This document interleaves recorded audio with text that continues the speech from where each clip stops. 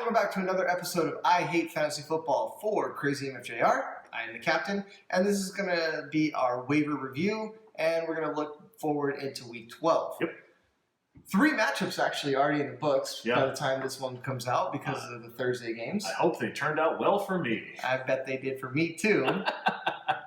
I love Thanksgiving because you got 3 games. It's all day long. Yep. There's always football on, so Yep. I can just not listen to the family and just watch football. Run away to a room where there's football on. Perfect.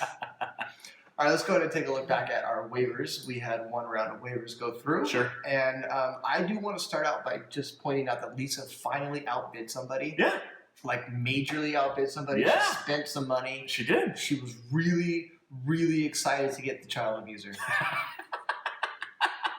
$10 for child abuse. Come on, Lisa. Man, I feel bad for Ethan and Ella. Keep the sticks away. I tried to stay serious and I couldn't do it. What did you say, Josh? Well, yeah, so Lisa picked up AP. That was interesting. Outbid Jordan, who tried to sneak him in and get him back. He did. But then Jordan's backup plan to Adrian Peterson was Jamal Charles.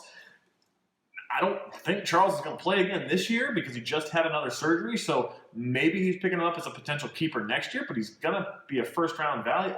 Well, Jordan really liked having choices last year for keepers. I guess, but Jordy, you may know something I don't know. Trade bait for Lisa. Maybe that's it.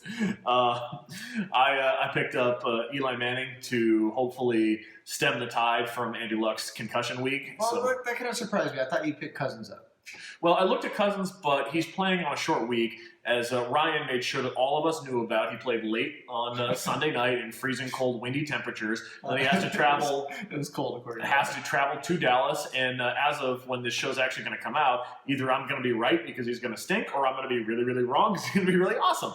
I don't know, but I didn't want to trust him, so I picked up Eli, who's going to play in Cleveland. I actually did look at the weather report. It's supposed to be actually nice, relatively, in the 50s, but no snow or wind or anything else in Cleveland. I know the weather is always right, but so that was my thinking behind it. It's still Eli. Eli. All right. All right. Let's It move. looks like he's got Down syndrome. I got that, but I was not expecting that.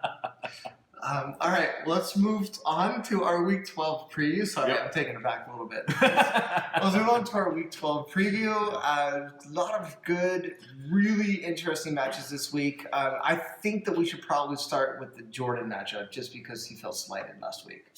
Yeah, so Jordy is playing against Ryan, and it's an important matchup for him because he lost last week, and so if he wants to try to push for the playoffs and a second consecutive championship, he really needs to focus in this week. Ryan is half checked out with... But Ryan needs to win, too, to stay out of the toilet bowl.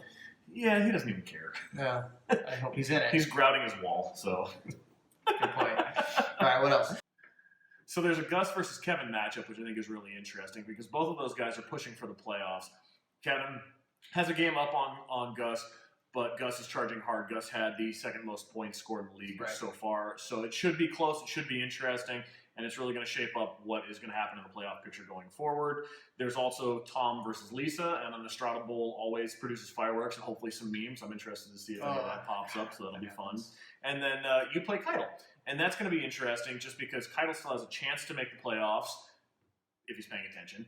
And you're trying to keep yourself out of the toilet bowl and win a couple games and not finish behind Tom. So You gotta win out. Yeah, You gotta so- win out. So there's always, this week should have some interesting matchups between a bunch of different teams. All right, let's end our show here with one viewer email. Our viewer email comes from Jordan. Jordan asks, who historically has had the least scored against them or the easiest run throughout the league?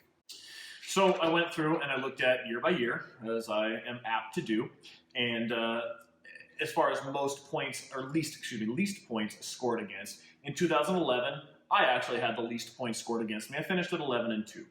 2012, Gus had the least points scored against him. He finished at 9-3. 2013, Gus again had the least points scored against him, finished 9-3 again. 2014, Ryan had the least points scored against him, finished at 9-3. 2015, last year, Keitel had the least points scored against him, finished at 10-2. Now this year, the least amount of points scored against anybody is actually Jordan, who posed the question. He's 6-5. The worst anybody had ever done previous to that was 9-3. take advantage of the poor scheduling. But also, what I found interesting in that is Gus is lucky. Yeah, he sure is. We've always known that, though. Now, I also went and looked at when you combine all the seasons together, all 6 seasons that we've played so far, who's had the most scored against them and who's had the least scored against them. And the most scored against them through 6 seasons. And I took out Jeff and Lisa just because so it was only 8 of us because they haven't played the whole 6. Tom had the most points scored against him when you combine all 6 seasons put together. Really? Which explains why he's... It does not explain why he's terrible. Partly. Now, Maybe. On that Gus train, in 6 seasons, Gus has the least cumulative points scored against him overall. Yeah, that's not a shock to anybody. And what was also not a shock to me is I finished 2nd in points against. So I've beyond Tom, I've had the 2nd hardest road to hoe. And then Lisa and Jeff, when I added in their 3 and 4 seasons respectively, they fell kind of into the median. There wasn't any big differentials with them. So just to point that out. Yeah. But I thought it was interesting that Gus is definitely the luckiest player. Yep.